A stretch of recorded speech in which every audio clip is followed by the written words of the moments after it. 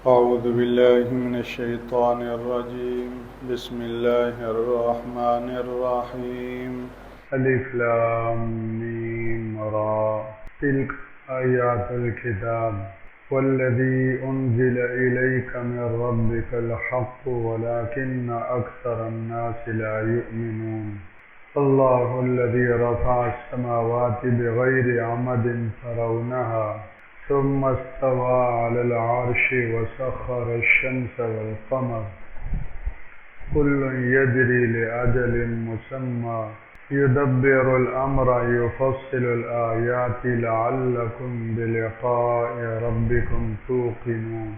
یہ سورہ رعد ہے، قرآن مجید کی 13ویں سورت ہے، اور سورتوں کی یہ ترتیب توقیفی ہے، یعنی من جانب اللہ ہے۔ اس میں ہمارے اجتہاد کو کوئی عمل دخل حاصل نہیں۔ اللہ کے رسول صلی اللہ علیہ وسلم نے من جانب اللہ ان صورتوں کی ترتیب خود قائم کرنا کہ اس صورت کو فلاں صورت کے بعد رکھا جائے اور فلاں صورت سے پہلے رکھا جائے۔ تو صورتوں کی ترتیب توقیفی ہے، اور آیات کی ترتیب بھی توقیفی ہے۔ جیسے جیسے قرآن مجید کی آیتیں اترتی جاتی تھی تو اللہ کے رسول صلی اللہ علیہ وسلم ان آیتوں کو آیتوں کے ساتھ جوڑتے جاتے تھے۔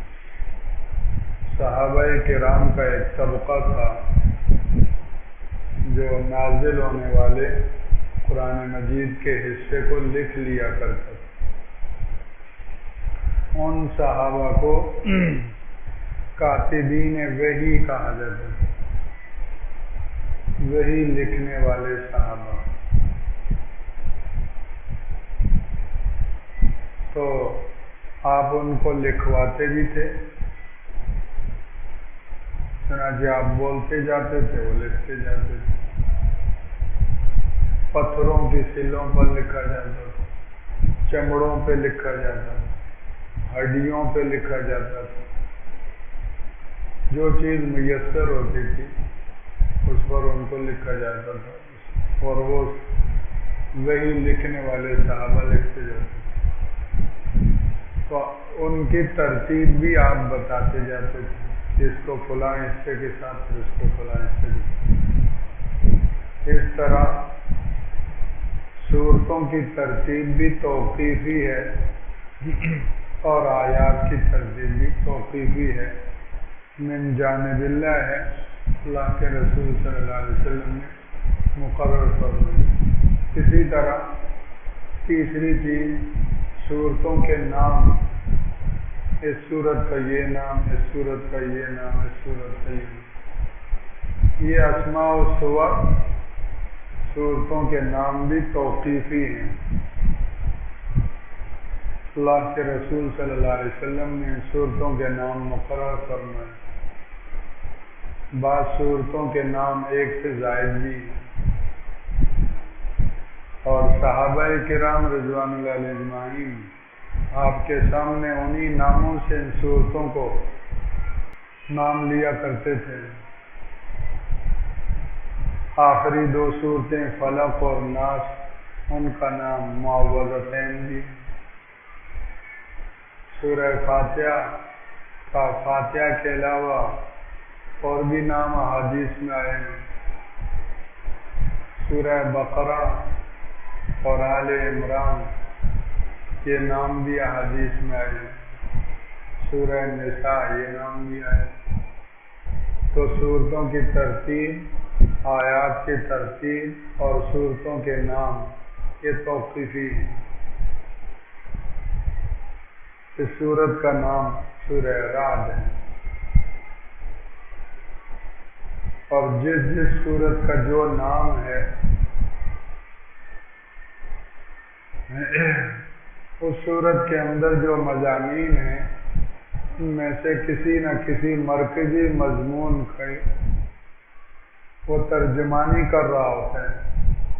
اس سورت کا جو نام ہوتا ہے اس سورت کے اندر کے بڑے مضامین میں سے کسی اہم مضمون کی ترجمانی کر رہا ہوتا ہے، اور اس نام کے ذریعے سے پتہ چل جاتا ہے کہ اس سورت کے اندر یہ مضمون ہے۔ البتہ بعض صورتوں کے نام حروف مقطعات بھی ہیں، جیسے سورہ طٰہٰ، سورہ یاسین، سورہ نون، سورہ قاف، یہ حروف مقطعات کے اوپر ہی ان صورتوں کے نام ہیں، اور ظاہر ہے کہ حروف مقطعات کی صحیح مراد اللہ اور اس کے رسول ہی بہتر جانتے ہیں، اس لیے ان صورتوں کا عنوان ان حروف مقطعات مقرر کرنے کی حکمت بھی اللہ اور اس کے رسول ہی جانتے ہیں۔ یہ سورہ رعد ہے، رعد کے معنی گرج چمک کے ہیں، بادلوں کی جو گرج ہے اس کا نام رعد ہے۔ اس سورت میں اللہ جل شانہ کے دلائل قدرت کو بیان کیا گیا ہے، مظاہر قدرت کو بیان کیا گیا، اور اس سورت کے اندر ایک بڑا مضمون توحید کا ہے، اللہ کی وحدانیت اور اس کائنات کے اوپر بلا شرکت غیر ایک اللہ کی حکومت اور اللہ کے اختیارات، ساری کائنات کا نظام اسی کے قبضہ قدرت میں ہے، اس کا اس صورت میں بیان ہے۔ علمی دلائل قدرت میں سے ایک یہ بھی ہے کہ یہ جو بادلوں کی گرج ہے یہ بھی اللہ کی حمد کے ساتھ تسبیح کہتے ہیں، وَيُسَبِّحُ الرَّعْدُ بِحَمْدِهِ وَالْمَلَائِكَةُ مِنْ خِیفَتِهِ، اور فرشتے بھی اسی سے لرزاں ترساں رہتے ہوئے یہ حمد کے ساتھ تسبیح کہتے ہیں۔ یہ سورت کے اندر یہ بیان آیا ہے، اس مناسبت سے اس سورت کا نام سورہ رعد ہے۔ چنانچہ جب بارش کے دوران بجلی کوندے تو بجلی کے کوندتے وقت جو دعا ہے وہ یہی ہے، وَيُسَبِّحُ الرَّعْدُ بِحَمْدِهِ۔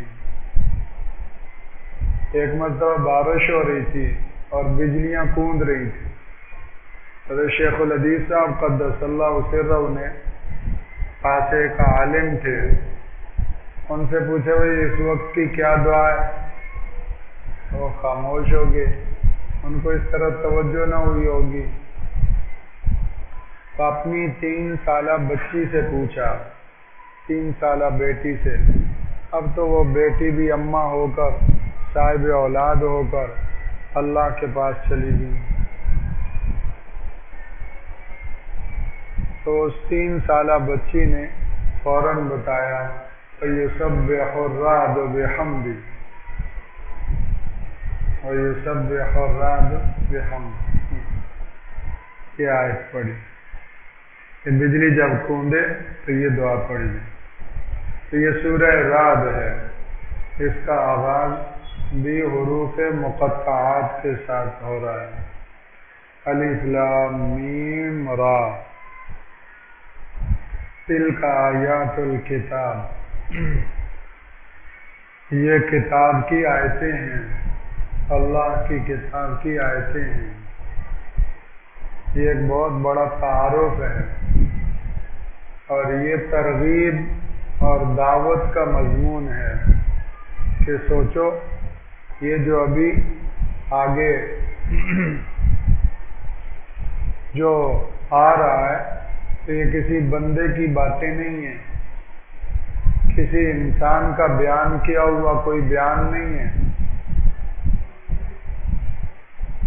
حوالہ دیا جا رہا ہے۔ یہ کہتے ہیں وزیر اعظم صاحب آج قوم سے خطاب کریں گے، اخبارات میں وزراء کے بیان چھپتے ہیں، میرا اور آپ کا بیان ہوتا ہے، فلاں کا بیان ہے، تو وہ بیان کرنے والا وہ خطاب کرنے والا اس کی حیثیت کے مطابق اس کی اہمیت ہوتی ہے۔ جو اللہ کے مقبول بندے ہوتے ہیں، جب ان کے بیان کا اعلان ہو تو مخلوق ٹوٹی پڑتی ہے کہ فلاں کا بیان۔ یہاں یہ تعارف کرایا جا رہا ہے قرآن مجید کا، اور اس کی طرف ترغیب دی جا رہی ہے، دعوت دی جا رہی ہے کہ یہ زمین میں بسنے والے انسان نہیں، تلک آیات الکتاب، یہ کتاب اللہ کی آیت ہیں، اس کے الفاظ بھی اللہ کے ہیں اور ان کے معنی بھی اللہ کی طرف سے۔ اس لیے یہ ہم جتنے بھی بیٹھے ہوئے ہیں ہم سب مخلوق ہیں، اور جس زمین پر بیٹھے ہیں یہ زمین بھی مخلوق ہے، کہ جس رات میں جمع یہ رات بھی مخلوق ہے، جس مسجد میں بیٹھے ہیں مسجد بھی مخلوق ہے، ہمارے دائیں بائیں آگے پیچھے اوپر نیچے جس آسمان کے نیچے بیٹھے ہیں وہ بھی مخلوق، ہر چیز مخلوق ہے اس دھرتی پر، یہاں تک کہ بیت اللہ بھی مخلوق ہے، گنبد خضرا بھی مخلوق ہے، اور گنبد خضرا میں آرام فرما امام الانبیاء صلی اللہ علیہ وسلم وہ بھی مخلوق ہیں، یہاں تک کہ اللہ کا عرش بھی مخلوق ہے، کل کائنات سب مخلوق ہے، سوائے اس کتاب اللہ کے یہ مخلوق نہیں، یہ اللہ کا کلام ہے، اللہ کا کلام ہے۔ اللہ اکبر۔ ہمارے جیب میں جو پیسے ہیں وہ مخلوق ہیں، ہمارے گلے میں جو سونے کا ہار ہے، کان میں سونے کے بندے ہیں، بازوؤں پر چوڑیاں ہیں سونے کی 22 گریڈ کی ہوں جو بھی ہوں سب مخلوق،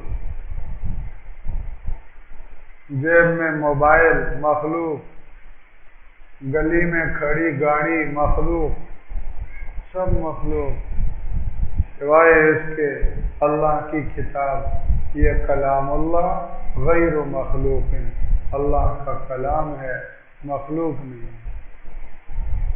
یہ ایسی دولت ہے، یہ ایسی دولت ہے، اللہ ہمیں اس کی قدر نصیب فرمائے۔ اس کی ایک آیت سیکھی، ایک آیت آپ نے ارشاد فرمایا، ایک آیت تو یہ 100 رکعت نفل پڑھنے سے افضل ہے۔ اب پڑھنا شروع کریں، 100 رکعت پڑھنے میں کتنا وقت، محنت، مشقت، تو ٹھیک ہے اس میں طویل وقت لگے گا، آپ تھک جائیں گے، محنت ہوگی، مشقت ہوگی، لیکن قیمت جو ان 100 نفل رکعتوں کی ہے اس سے کہیں زیادہ اس کی ایک آیت کی قیمت۔ چیز کی بات ہے، سونا آپ کو اتنے روپے کلو ملے گا، بلکہ سونا آپ کو اتنے روپے ٹن ملے گا، یہ سونا نہیں کہہ رہا، کیا کہ سریا کہہ، سریا اتنے 1000 روپے ٹن ہے، لیکن سونا اب بتاؤ، دیکھنے میں سریے کا ڈھیر لگا ہوا ہے اور سونا ہاتھ میں مٹھی میں آ رہا ہے، لیکن قیمت اس کی زیادہ ہے۔ تو 100 رکعت نفل پڑھنا بہت بڑا عمل ہے، لیکن قیمت اس کی ایک آیت کی اس سے کہیں زیادہ بڑھ گئی۔ اللہ تلک آیات الکتاب، ہمارے دلوں میں، ہمارے دل کے دروازے آدھے نہیں پورے قرآن پاک کے لیے کھل جائیں، اللہ کھول دے، ہمارے دل کی کتاب بن جائے، دل کی آواز بن جائے، اس کے بغیر ہمیں چین نہ آئے،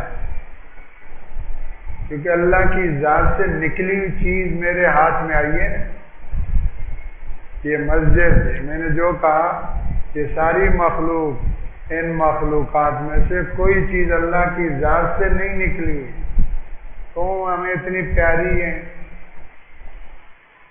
ایک نوجوان کو دیکھو 125 کو ایسے چمکا رہا ہے، تو بڑی غیرت آتی ہے، بھئی ایسے اپنے کو بھی چمکاؤ،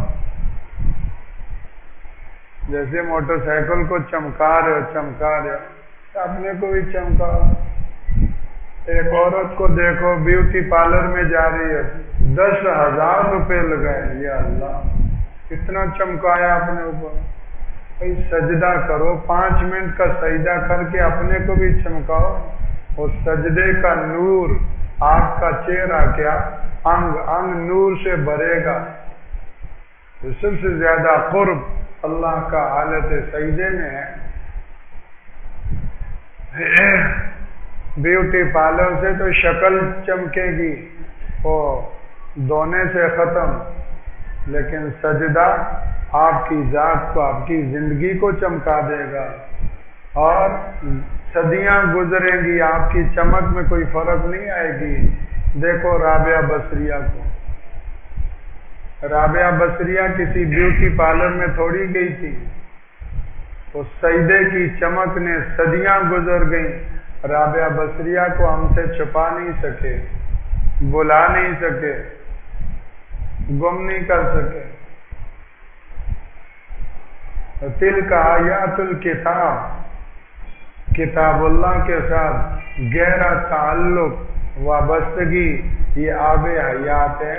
انا اعطیناک الکوثر، یہ کوثر ہے جو آج اس سے سیراب ہوگا، جس کے دل و دماغ کے دروازے آج اس کے لیے کھل جائیں گے، کل قیامت کے دن یہ حوض کوثر کی شکل میں متشکل ہو کر سامنے آ جائے گا۔ یہ جو ہم پڑھتے سنتے ہیں حوض کوثر، وہ کیا ہوگا؟ علماء فرماتے ہیں وہ قرآن مجید ہوگا، جو حوض کوثر کی شکل میں متشکل ہو کر سامنے آ جائے گا۔ آج جو دنیا میں قرآن مجید سے وابستہ رہا، وہ شاداں و فرحاں کل حوض کوثر پر پیش ہوگا اور سیراب ہوگا، اور آج جس نے اس کوثر سے منہ موڑا، کل وہ حوض کوثر کی طرف بڑھے گا، فرشتے پیچھے کر دیں گے۔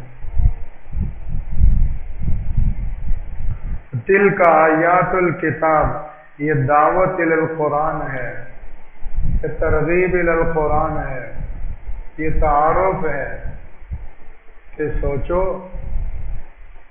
اللہ، ورنہ بظاہر اس کہنے کی کیا ضرورت ہے؟ ہمیں خود ہی پتہ ہے کہ یہ کتاب اللہ کی آیتیں، لیکن پھر کہا جا رہا ہے تلک آیات الکتاب، یہ بہت بڑی ترغیب ہے۔ اب دل لگا کر اس کو پڑھو، دل لگا کر اس کو سیکھو، دل لگا کر اس کو سمجھو۔ اللہ جو ترغیب دے رہے ہیں، تلک آیات الکتاب، یہ کتاب اللہ کی آیتیں۔ ہماری مدرسہ عائشہ کی معلمات، ان میں سے کسی کا یعنی وہ احساس اور ان کا یہ کہنا، جب یہاں مدرسہ عائشہ میں داخل ہوئی تو کراچی یونیورسٹی تک پڑھ کے آئی ہوئی تھی، بی ایڈ اور ایم ایڈ کی ہوئے ہیں، اب بھی سرکاری نوکری ہے، ٹیچر ہیں، کالج میں پروفیسر ہیں، یہاں آ کر مدرسے میں سورہ نور پڑھی، سورہ نور اس کی تفسیر پڑھی، تو کہنے لگی کہ یہ تو آج ہم پہلی دفعہ پڑھ رہے ہیں، یہ تو آج ہم پہلی دفعہ پڑھ رہی ہیں۔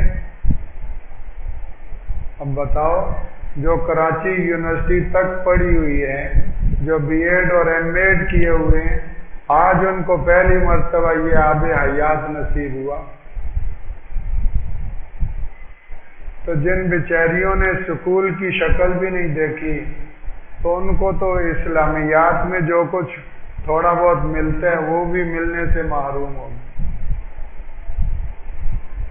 اس لیے ضرورت ہے کہ آج مرد بھی خواتین بھی ہم اللہ کی کتاب کو سینے سے لگائیں اور آج تک جو اس سے تعلق کمزور رہا اس پر اللہ سے معافی مانگیں۔ رمضان المبارک ہمیں اللہ کی کتاب سے جوڑ گیا ہے، چھوٹے ہوں یا بڑے، مرد ہوں یا خواتین، گھنٹوں گھنٹوں کھڑے کروا کر سنوایا، سنو میرا قرآن۔ اور بعض شیدائی یہاں سے حرمین چلے گئے جہاں اللہ کا قرآن اترا، وہیں سنے۔ یہاں ہمارے وہ خان صاحب تھے، سیف الرحمان خان، اللہ ان کی مغفرت فرمائے، کہنے لگے امام صاحب چلتے ہیں، یہ رمضان حرمین میں گزرا، وہاں اللہ کا قرآن سنیں گے عرب کی زبان سے، اور جہاں اللہ کا قرآن اترتا رہا وہاں قرآن پڑھا جائے، اور پڑھنے والے عرب ہوں، عرب صاحب لسان، اہل لسان، ان کی زبان سے، حرم نبوی میں، حرم مکی میں۔ اللہ ہمیں ایسا قرآن کا شیدائی بنا۔ اور اب ہم اپنے گھروں میں گھروں کی ویرانی کو دور کریں، گھروں کی وحشت کو دور کریں تلک آیات الکتاب سے۔ ان قرآن الفجر کان مشہودا، وقرآن الفجر ان قرآن الفجر کان مشہودا۔ فجر کے قرآن کو لازم پکڑو، فجر کا قرآن قائم کرو، اس لیے کہ فجر کا قرآن حاضری کا وقت ہے۔ قرآن مجید کی اس آیت سے پتہ چلتا ہے کہ سارا دن تلاوت کرنے کا ہے، جب چاہو تلاوت کرو، لیکن خصوصیت سے جو فجر کی تلاوت ہے باقی اوقات کی تلاوت سے وہ ممتاز ہے۔ دو وقت قرآن مجید میں مذکور ہے، ایک یہ فجر کا اور دوسرا تہجد کا۔ یا ایھا المزمل قم اللیل الا قلیلا رتل القرآن ترتیلا۔ ان دو اوقات کا تعین من جانب اللہ ہوا ہے، اللہ کی طرف سے ہوا ہے۔ ابھی آپ تلاوت کریں مبارک ہے، لیکن ابھی ہمیں اللہ نے نہیں کہا کہ مغرب میں تلاوت کرنا، اب فجر کا اللہ نے کہا فجر میں تلاوت کرنا۔ اور فرمایا ان قرآن الفجر کان مشہودا، اور تہجد کا کہا ہے۔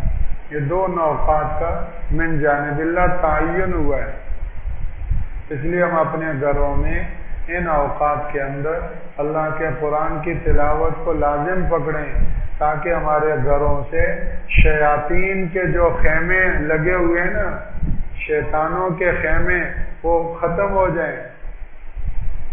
خیمے تو کچی چیز ہے، شیطان کی بیرکیں ہمارے گھروں میں، شیطان کی بیرکیں، فوج کے بینکر ہوتے ہیں ہمارے گھروں میں، شیاطین کے بینکر ہیں۔ تو شیطان کی چھاونیاں، شیطان کی بیرکیں اور شیطانوں کے بینکر وہ گھروں سے ختم ہوں، ایمان کی بہار ہمارے گھروں میں آئے۔ ضروری ہے کہ امی جان بھی، ابو جان بھی، بہن بھی، بھائی بھی گھروں میں صبح صبح کیا کریں؟ تلاوت کا اہتمام، ایک رکوع کریں، دو رکوع کریں ضرور۔ اور حضرت قاری فتح محمد پانی پتی رحمہ اللہ، ان کی وصیتوں میں غالباً سب سے پہلی وصیت یہ ہے کہ صبح کوئی بھی کام کرنے سے پہلے قرآن مجید کی تلاوت ضرور کرو، یعنی تمہارے دن کا آغاز سب سے پہلا کام تلاوت قرآن۔ آج ہمارے گھروں میں اے سی بھی ہے، فریج بھی ہے، دنیا جہان کی آسائشیں ہیں، نہیں ہے تو یہ دولت، اس کی ہم گھر کے افراد کوشش کریں، کوئی گھر ویران نہ رہے۔ الف لام میم را تلک آیات الکتاب، یہ کتاب اللہ کی آیتیں ہیں۔ اور اپنی بچیوں کو مدرسہ عائشہ میں داخل کریں تاکہ اللہ کے قرآن سے ان کو قربتیں ملیں، اور اس نور ہدایت اور آب ہدایت سے وہ آ کر سیراب ہوں۔ ورنہ اس کے بغیر ایسے سنگین دل فریب فتنے ہیں کہ قدم قدم پر ایمان کے لٹنے کے امکانات ہیں۔ اپنی اولادوں کے اور اپنی بچیوں کے ایمان کی حفاظت کا انتظام کر کے اس دنیا سے جائیں، اور اس سے بڑا اور کوئی انتظام نہیں ہو سکتا کہ ان کو اللہ کے دین اور علم نبوت اور علم وحی سے تعلق دلا دیں۔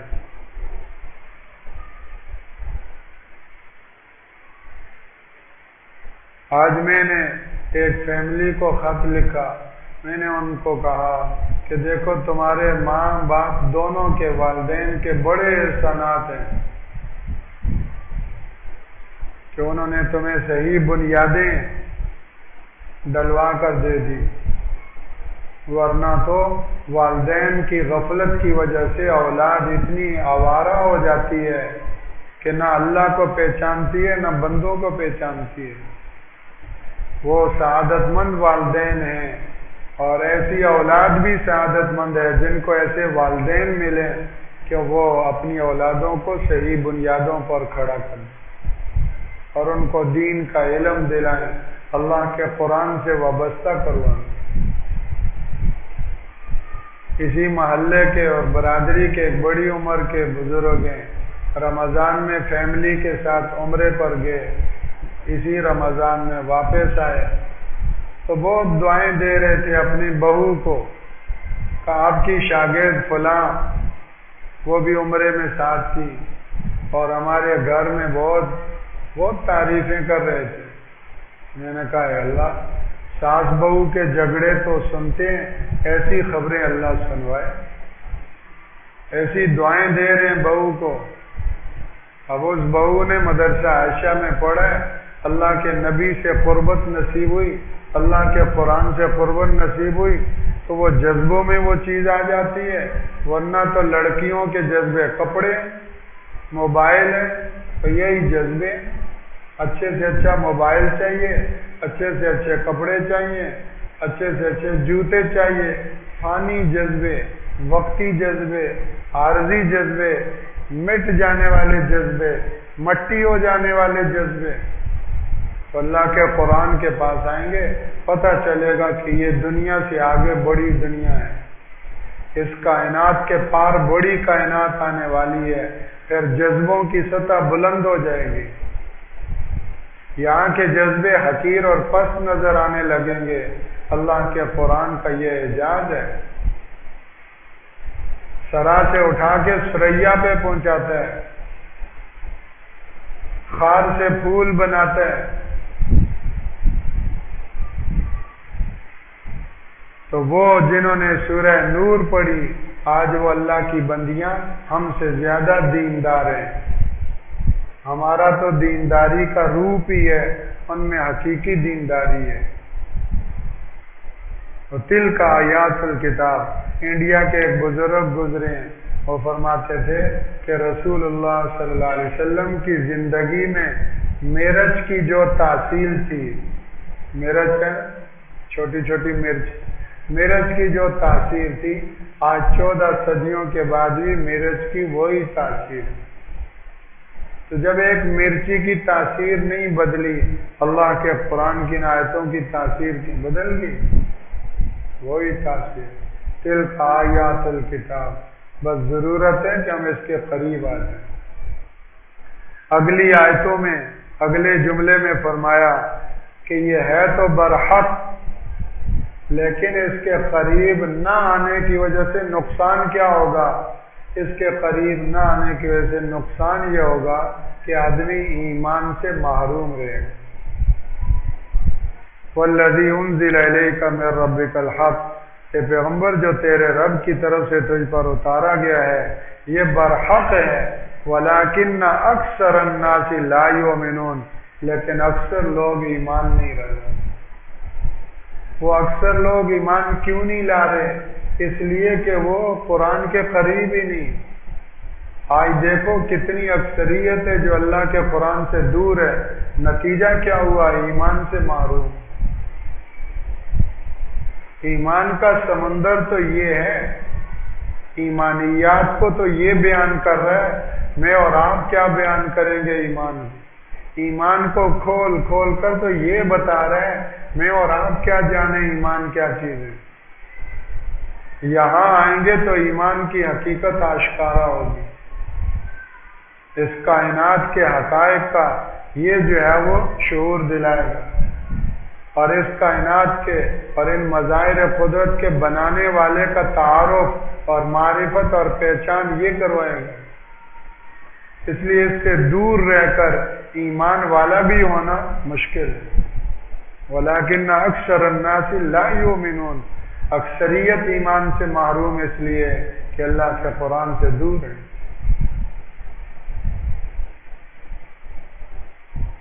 تو کیسے ایمان اللہ حفاظت فرمائے، اور جو اس کے ساتھ جڑ جائے گا اس کے ایمان کی حفاظت۔ اس لیے ہم خود بھی اپنی اولادوں کو بھی اللہ کی کتاب کے ساتھ جوڑے اور جوڑے رکھیں، اس امید پر کہ اللہ نہ صرف ہمارے ایمان کی حفاظت فرمائے بلکہ یومیہ کی بنیاد پر ہمارا ایمان مضبوط اور مستحکم اور ترقی پائے۔ کتنے اللہ کے ایسے مقبول بندے ہیں جن کے یومیہ نہیں سیکنڈ کی بنیاد پر ان کا ایمان بڑھ رہا ہے، سیکنڈ کی بنیاد، ہر لمحہ ان کا ایمان کیا ہو رہا ہے؟ بڑھ رہا ہے۔ تو ہمارا یومیہ کی بنیاد پر تو بڑھے۔ ایک پورا دن گزر گیا اور میں ایمان کی اسی سطح پہ کھڑا ہوں، کتنا نقصان ہوا۔ ان اللہ کے بندوں کا سیکنڈ کی بنیاد پر ایمان بڑھ رہا ہے۔ ہم کوشش کریں اللہ ہمارا بھی یومیہ سے بڑھا کر سیکنڈ پر لے آئے۔ اور کتنی محرومی کی بات ہے کہ سال گزر جائے اور ایمان نہیں بڑھا، اس سال کے بعد بھی ترقی نہیں ہوئی۔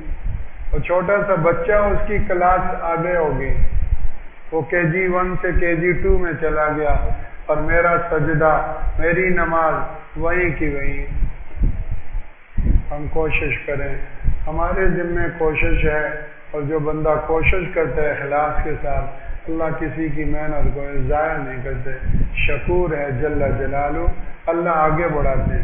ہم اپنی حیثیت اور کوشش کے مطابق بڑھیں گے، اللہ اپنی شان کے مطابق آگے بڑھائیں گے۔ وعدہ خداوندی ہے والذین اہتدوا زادہم ہدی، کتنا بڑا وعدہ ہے، والذین اہتدوا زادہم ہدی، یہ اس کی سنت ہے۔ جو صحیح راہ پر آتے ہیں اللہ ان کے ہدایت میں ان کی ترقی دیتے ہیں۔ سبحان اللہ۔